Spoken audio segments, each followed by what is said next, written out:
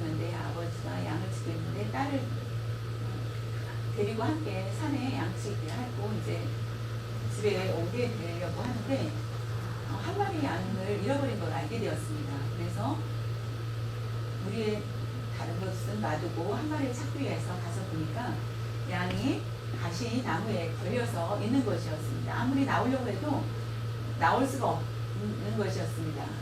그 가시나무였기 때문에 그 양이 거기에 가시에 걸려서 나오지 못하고 있는 것이었습니다.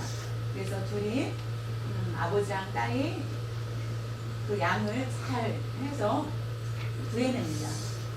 그리고 그 딸 아이가 그 가시나무 때문에 양이 상처에 나자 자연히 아버지 저 가시나무를 잘라내자고 얘기를 합니다. 그래서 그 다음날 아침에 도끼를 가지고 산에 올라가서 그 나무를 자르려고 하니까 작은 새가 와가지고 그 나무까지 와서 어제 양이 그 뜯겼던 털들을 모아가지고 가는 모습이 보였습니다.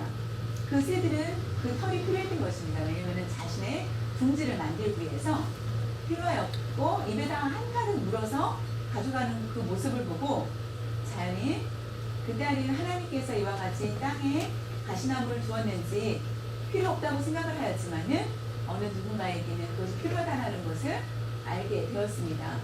새를 위해서 이와 같이 가시나무도 두었다라는 것을 알고 그 나무를 그냥 뒀다는 얘기입니다.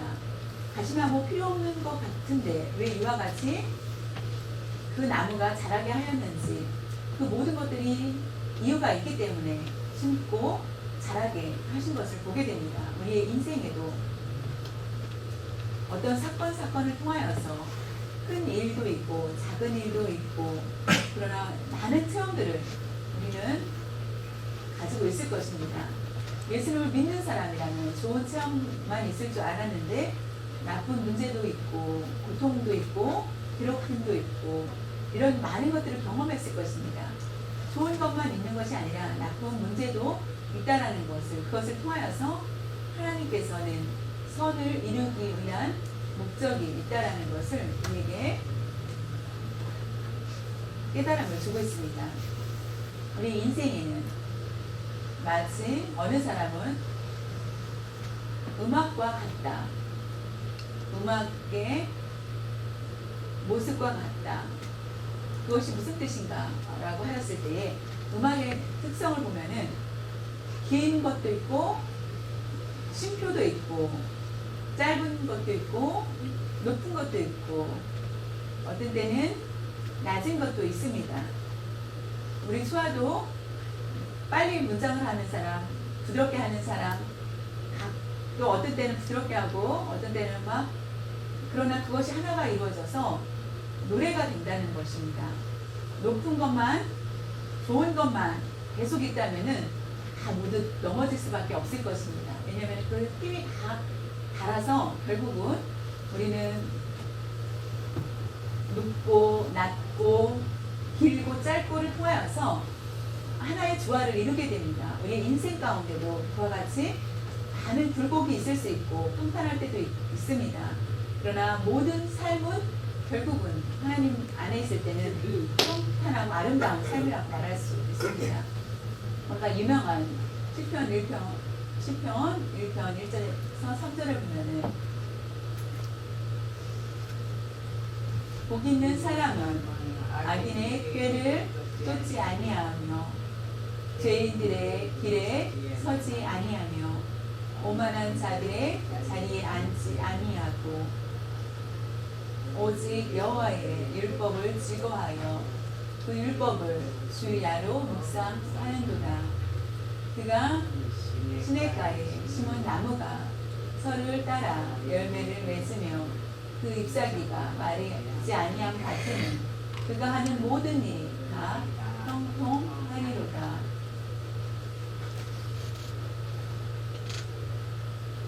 분명한 것은 3절에 보면 시냇가에 심은 나무가 철을 따라 열매를 맺으며 철을 따라 사계절 내내 열매가 맺히는 것이 아니라는 것입니다. 봄 아니면 가을, 대부분 가을에 열매가 맺습니다. 추울 때는 열매가 없습니다. 잎이 떨어지고 항상 가지만 남게 됩니다. 봄이 되면은 잎이 나고 여름이 되면은 꽃을 맺고 가을에는 열매를 맺게 되는 것입니다. 겨울은 고난의 의미가 있습니다. 봄은 아직 기다려야 되고 때를 기다려야 되는 거. 여름도 기다리고 가을에는 그 열매를 거두게 됩니다. 겨울이 필요 없는 것이 아닙니다. 그 모든 일들이 다 형통하다. 계절을 통하여 철을 따라서 어느 철도 형통하지 않은 것이 아니라 모든 것이 형통이라는 것입니다. 믿는 사람은 복이 있고 예수를 믿는 사람은 선악을 모두 선한 열매를 맺히게 된다라고 우리에게 말씀해 주고 있습니다. 선한 때가 있고 악할 때가 나쁠 때가 있습니다. 건강할 때 있고 병들 때도 있고 힘들 때도 있고 잘 될 때도 있고 잘 안 될 때도 있습니다. 그것이 다 하나가 하나님의 섭리 안에 있다라는 것입니다. 기독교 수화책 보면은 섭리 이렇게 섭리라는 수화를 이렇게 수화로 이렇게 쓰고 있습니다. 하나님이 그것을 위해서 하시게 하셨다라는 것. 우리가 하나님의 섭리 가운데 있기 때문에 악한 것이 악하다고 생각했던 것이 나쁘다는 것이 어떤 상황 가운데서도 기뻐하라고 항상 기뻐하라는 것은 결국 하나님께서 좋은 열매가 있을 때가 있는 것을 알기 때문입니다. 우리가 가시나무와 함께 살 때도 있습니다. 선하고 평안할 때도 있고 가시같이 많은 고난이 있을 때도 있습니다. 너무나 아픕니다. 가시에 찔려서 하나님을 잘 섬기는데도 불구하고 이와 같은 왜 가시로 찔림을 받을까라고 하면서 절망할 수도 있을 것입니다. 그러나 어떤 상황 가운데서도 끝까지 참는 자에게 하나님께서는 하나님의 섭리 가운데 모든 일들을 인도해 주신다는 것입니다. 우리가 무릎 꿇고 하나님 앞에 기도하는 그 기회라는 것, 그 고난의 그 기회라는 것을 알고 하나님의 섭리를 통하여서 오늘 바울이 사도행전 28장 1절에서 15절에 말씀하시는 것처럼 우리에게 잘 가르쳐주고 있음을 보게 됩니다. 사도 바울은 지난번에 로마에 가서 심판을 받아야 된다라고 하였습니다. 로마 왕 앞에 가서 심판을 받아야 되는 그런 상황이 되었습니다. 왜냐하면 바울은 로마의 시민권이었습니다. 그러나 유라굴로 태풍을 나여서 자연히 포기할 수도 없고 갈 수도 없는 그런 상황 가운데 14일을 표류하게 됩니다. 14일 동안 배 안에 갇히게 됩니다. 귀한 귀중품들은 다 버리게 되었고 가지고 있는 모든 것들을 버리고 물건들을 버리고 필요 없는 것들을 다 버려도 그들은 살 수 있는 소망이 없을 정도로 그런 어려운 가운데 있습니다. 그 안에 배에 탄 사람들은 모두 276명이었는데 그동안에 어떻게 되었습니까? 하나님의 역사하심을 보게 됩니다. 바로 멜리데 섬에 그들이 섬을 보고 스스로 그들이 그곳으로 나아간 것이 아닙니다. 바람으로 인하여서 갈 수 없는 상황이었지만 하나님의 인도하심을 따라서 결국은 섬에 그 배가 도착을 하여서 모든 사람들은 생명을 구함을 받게 됩니다. 멜리데 섬은 그 뜻을 보면은 그 뜻이 놀라운 것은 피난처라는 뜻이라는 것입니다. 멜리데라는 것이 피난처라는 의미가 있습니다. 우리에 의해서 항상 하나님은 예비해 주신 피난처가 있다라는 것을 보여주고 있습니다. 하나님께서 피난처를 만들어 주실 뿐만 아니라 우리를 인도해 주시고 역사해 주신 것을 보게 됩니다. 심한 풍랑을 당하지 않았다면 그곳으로 아마 인도함을 피난을 받지 못했을 것입니다. 고난이 통하여서 자연히 피난처를 예비해 주셨고 더욱 그곳으로 인도함을 받게 됩니다. 우연하게 그 섬에 간 것이 아니라는 것을 보여주고 있습니다. 그 다음에 보면은 배에 겨우 스스로 가지고 있는 물건들, 나무든지 함께 276명이 수영을 못하는 사람도 있는데도 불구하고 그 섬에 모두 잘 들어가게 됩니다. 왜냐하면 그것은 하나님이 약속하셨기 때문에 한 사람도 하나님께서 말씀하시기를 죽지 않을 거라는 것을 선포하였습니다.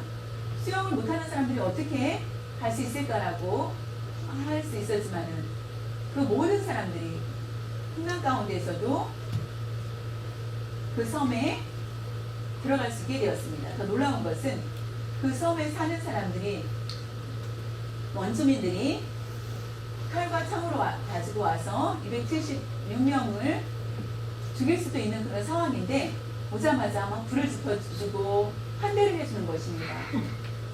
낯선 사람인데도 불구하고 따뜻한 그런 환대를 해주고 불을 지펴줍니다.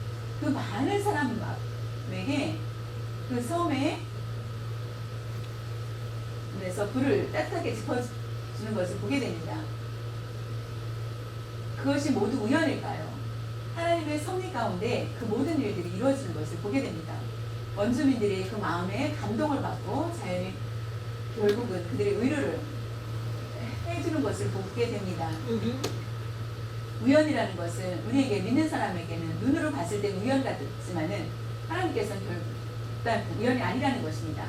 반드시 필요할 때 있고 필요하지 아직은 때가 아니기 때문에 기다릴 때가 있다라는 것을 그러나 하나님의 일들은 이루어진다는 것입니다. 선으로 악이 아니라 선한 것은 분명히 이루어진다는 것입니다. 만약에 배에 광풍과 심한 풍랑과 추위로 인하여서 276명이 섬에 갔는데 반 이상은 살 수 없는 그런 상황일 수 있습니다. 왜냐하면 14일 동안 먹을 것도 없고 수영할 수 있는 힘도 없고 체온도 낮아졌기 때문에 반 이상은 죽을 수밖에 없는 상황이었습니다. 그런데도 불구하고 한 사람도 죽지 않고 살아난 것이 기적이며 두 번째로는 그 섬에서 그 원주민에 의해서 많은 사람들이 죽음을 당할 수도 있는데도 불구하고 그들을 환영하는 것을 보게 됩니다. 낯선 땅에 갔을 때 자연히 잡혀가서 죽이는 그런 것들을 우리는 많이 봤을 것입니다. 내 땅이 아닌 다른 땅에 다른 종족이 왔다 하면은 그냥 놔두지 않고 그들을 모두 죽이는 수 있는 그런 상황인데도 불구하고 그들을 위해서 불을 지펴주고 따뜻하게 해주는 것을 보게 됩니다. 그 두 가지를 보면서 하나님의 섭리가 있다라는 것을 분명히 알 수 있습니다. 우리 가정과 일터와 우리 자녀들 가운데에도 하나님의 섭리가 분명히 있다라는 것을 아셔야 된다는 것입니다. 이와 같이 하나님의 섭리 가운데 산다면은 절망할 필요가 없습니다. 낙담할 필요가 없다라는 것입니다. 하나님의 섭리를 통하여서 하나님의 뜻을 이루게 된다는 것을 기대하면서 기다리며 나아갈 수 있기를 바랍니다. 그 놀라운 일 중에 또 발견하는 것은 왜 하나님께서는 사도 바울이 원래 로마에 가야 되는데 또 불구하고 그 섬에 조그만 섬에 가게 하였는지 그곳에 복음화를 하나님의 계획이 있었던 것을 보게 됩니다. 그 섬에 한 영혼을 구원하기 위해서 하나님께서는 그 섬에 가게 하신 것을 보게 됩니다. 그래서 결국은 복음화가 되게 됩니다. 사도 바울이 그 섬에 가서 불을 지피다가 나무가 떨어지자 자연히 바울도 가서 거기 모든 사람들이 가서 나뭇가지를 주워오게 됩니다. 같이 섬사람 그 원주민만 아니라 원주민을 도와서 같이 나뭇가지를 주워옵니다. 주워다가 불을 지피는데 그 나무가지 안에 독사가 숨어 있었습니다. 그 독사가 숨어 있다가 그 불에 들어가자 그 불이 뜨거워서 독사가 자연히 바울의 손을 물었다라고 하는 거 보면은 아무래도 옳은 손이 아닐까라는 생각이 추측이 됩니다. 그래서 그때에 많은 사람들은 독사의 수갑을 채워진 바울의 모습을 보면은 저 사람은 살인자야. 살인자이기 때문에 이 섬에 미신이 가득하기 때문에 그 안에 공의의 여신이 이 안에 있는데 공의의 여신은 늘 믿는 그가 죄가 있기 때문에 그 신이 노하여서 그 독사를 보내서 죽게 하는 거다. 그 죄인은 독사에 물려 죽게 된다. 바울이 독사에 물리자 이 사람은 살인자다. 바울이 살인자입니까? 살인한 적이 없습니다. 그러나 독사에 물린 그 모습을 보고 그 사람들은 원주민들은 독사에 물렸기 때문에 살인자의 죄수라고 생각을 합니다. 그래서 많은 사람들은 그를 지켜봅니다. 불행을 당할까? 죄가 있나 없나? 그들은 살펴보게 됩니다. 고난, 잘 되고 자녀들이 문제가 있고 하였을 때 나의 죄 때문에 자녀들의 고난이 있을 거야. 부모의 죄로 인하여서 그 자녀가 고난이 있다라고 사람들은 수근수근거립니다. 그러나 하나님은 달랐던 것입니다. 독사에 물렸던 바울은 선한 일을 위해서 하나님은 그와 같이 행한 것을 보게 됩니다. 우리가 만약에 죄를 범하여서 하나님의 징벌을 받았다면 우리 모든 사람들은 죽을 수밖에 없습니다. 이 자리에 한 사람도 없겠죠. 왜냐하면 모든 사람들은 죄를 범할 수밖에, 실수하고 넘어지고 어떻게 의인이라고 말할 수 있겠습니까? 너는 불행해. 너는 내가 죄를 졌기 때문에 너가 그런 징벌을 받았어라고 말을 할 수 없다라는 것입니다. 어떤 사람은 더 큰 고난이 있는데 내가 더 큰 죄를 범했는데 어떤 사람은 더 큰 고난이 있을 수도 있다는 것입니다. 하나님의 영광을 위해서 그는 죄인이 아니었습니다. 사람들은 살인자라고 수군대며 얘기합니다. 그러나 예수님께서 많은 사람들 앞에서 예루살렘 망대가 쓰러지는 걸 보고 그 안에 깔려서 사람들이 죽게 됩니다. 예루살렘 사는 사람들과 죽은 사람보다 그 망대에 깔려서 죽은 사람들이 죄가 더 많기 때문에 죽었느냐라고 하지 않았다는 것입니다. 요즘에 지카 바이러스로 인하여서 소두증이라는 그런 병을 가지고 태어나는 아이들이 있습니다. 그들도 어떤 죄로 인하여서가요. 그것을 통하여서 하나님께서 나에게 어떤 것을 말씀해주고 있는지 그 가정에 어떤 선한 것이 있을지도 모릅니다. 우리는 어떤 말로도 그들을 정죄할 수 있는 책임이 없다라는 것입니다. 능력이 없다라는 거. 우리는 어떤 말도 할 수 없습니다. 언젠가 그들에게 어떤 사역을 그들이 하게 될지 알 수 없습니다. 그 섬은 미신을 믿었기 때문에 자연히 독사에 물리면은 어떤 죄가 있기 때문이라고. 그래서 바울은 그 독사를 떼어내서 불에 태워버립니다. 그리고 그 독사에 물리면은 모든 사람들이 죽게 되는데 죽을 거라 생각을 했는데 그 독사는 곧 물렸다면 죽게 되는데 자연히 죽지도 않고 살자 바울이 신이다 라고 사람들은 얘기합니다. 그때에 그 행정관이 그 얘기를 듣고 바닷가 가까운 데 있기 때문에 우리 집은 넓으니까 그 사람들을 276명을 모두 자신의 집에서 대접을 합니다. 하루 이틀 3일 동안 아침 점심 저녁을 먹이면서 그들을 따뜻하게 대접을 합니다. 3일간.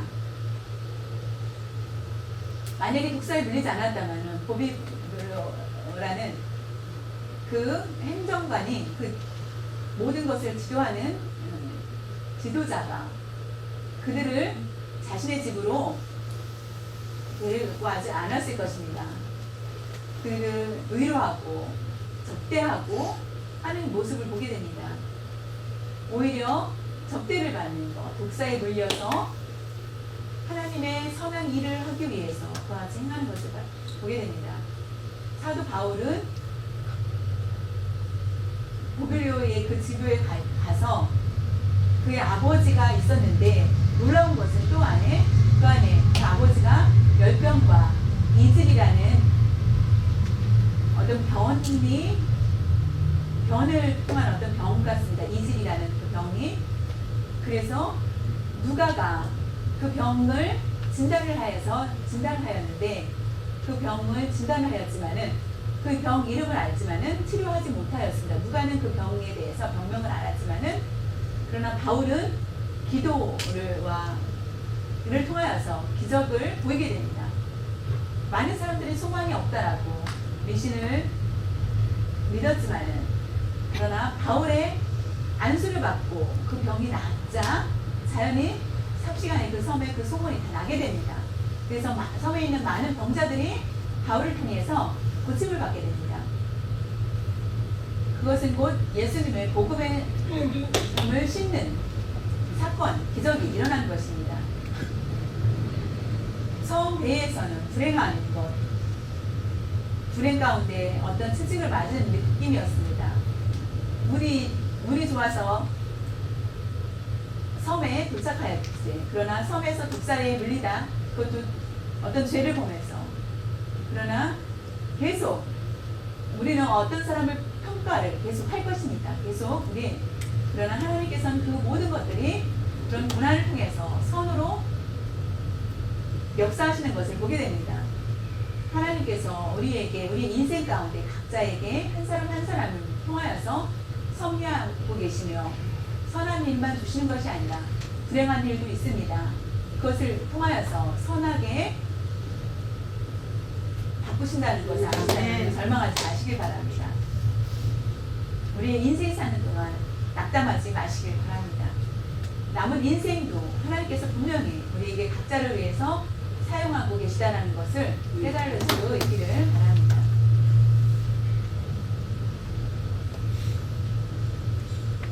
하나님께서 이유 없이 고난을 주시지 않습니다. 하나님께서 분명한 계획과 섭리가 있기 때문에 우리에게 고난을 주신다는 것을 기억할 수 있기를 바랍니다. 우리의 사람 서로 다른 사람을 험담할 수 있겠지만은 그것이 결국은 그 사람이 그 당하는 것이 나중에는 선이라는 것을 선하게 하나님께서 인도하신다는 것을 아시고 험담 이런 것들은 하지 말아야 됩니다.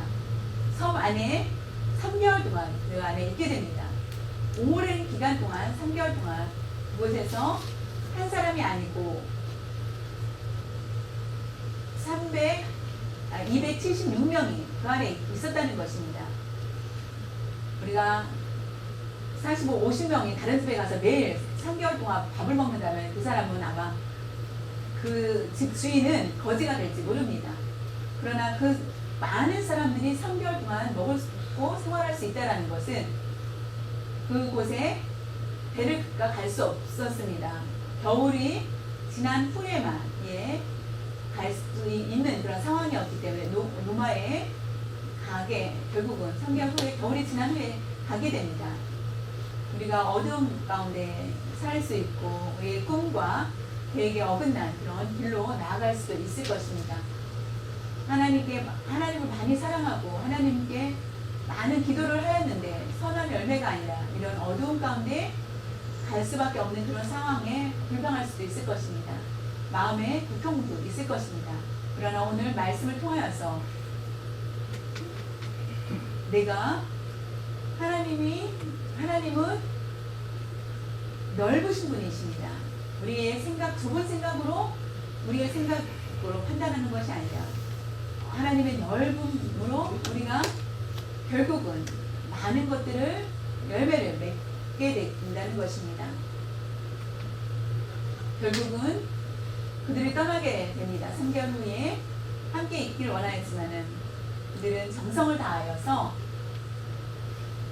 배에서 올 때는 그들이 도착했을 때는 아무것도 없었습니다. 가진 게 아무것도 없었습니다.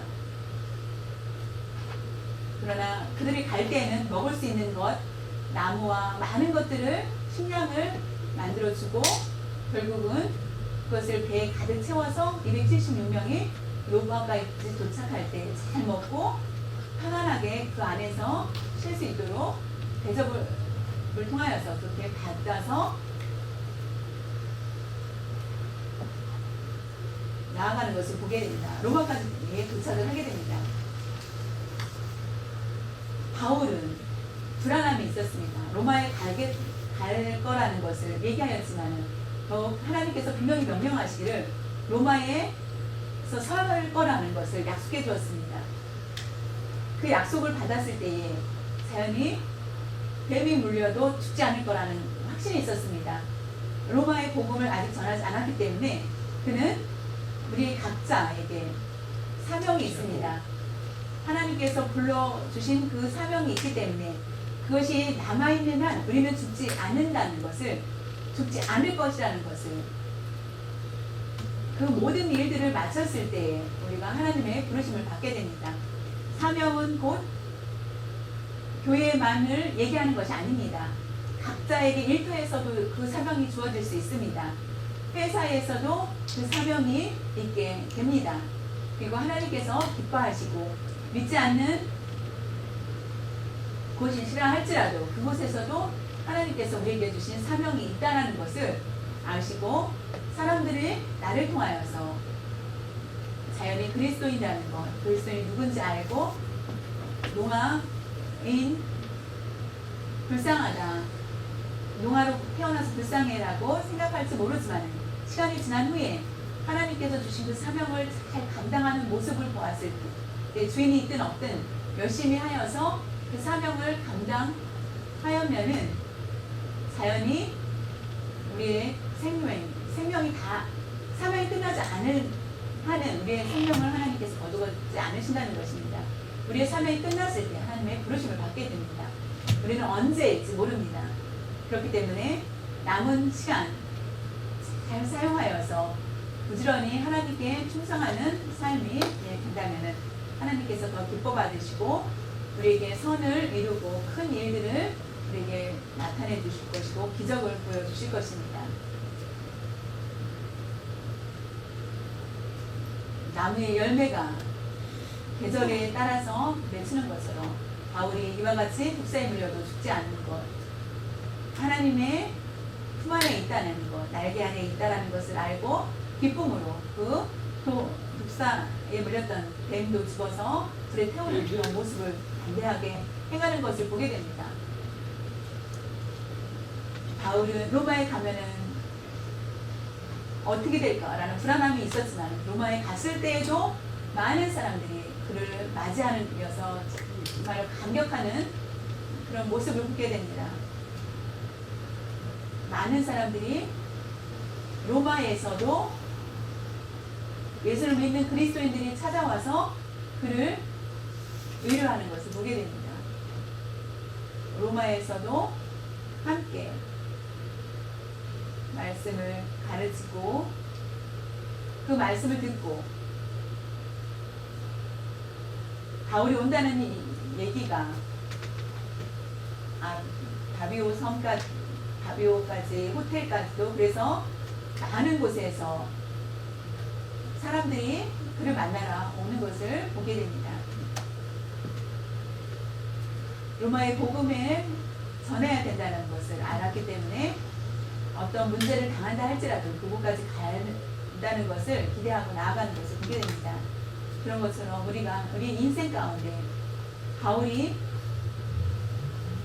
하나님을 너무나 많이 사랑한 사람입니다.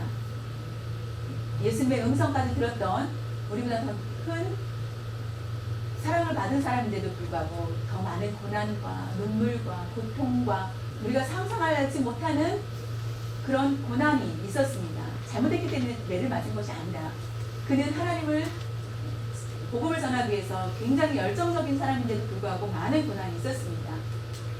내가 실수했을 때 회개할 수 있지만은 내가 잘못하여서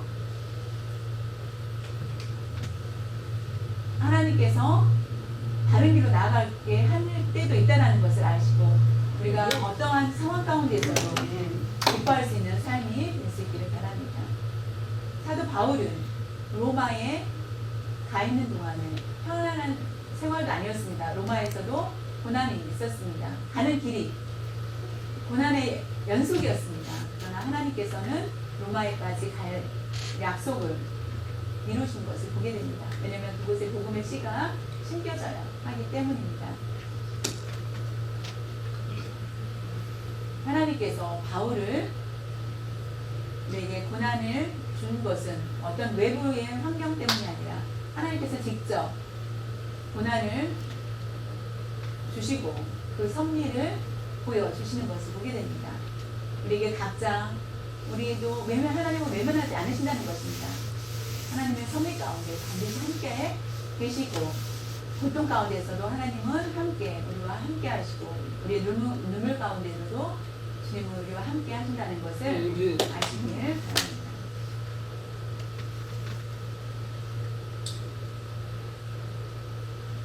우리에게 고난은 있습니다. 없지 않습니다. 예수님을 잘 믿기 때문에 고난이 없을 거라 생각하지 마시기 바랍니다. 당연히 고난이 있습니다. 우리는 고난을 그냥 받아들이시길 바랍니다. 하나님 앞에 무릎 꿇고 하나님은 분명히 이 선하게 이 일을 이루실 것이라는 것을 감사하면서 살 수 있기를 바랍니다. 그 고난을 통하여서 하나님께서는 더 우리와 함께하여 주시고 역사해 주신다는 것을 아시고 하나님의 인도하심을 받아 피난처를 곳곳에 만들어 주시고 하나님의 날개 아래 밑에 우리를 품어 주실 것입니다. 무엇을 염려하십니까?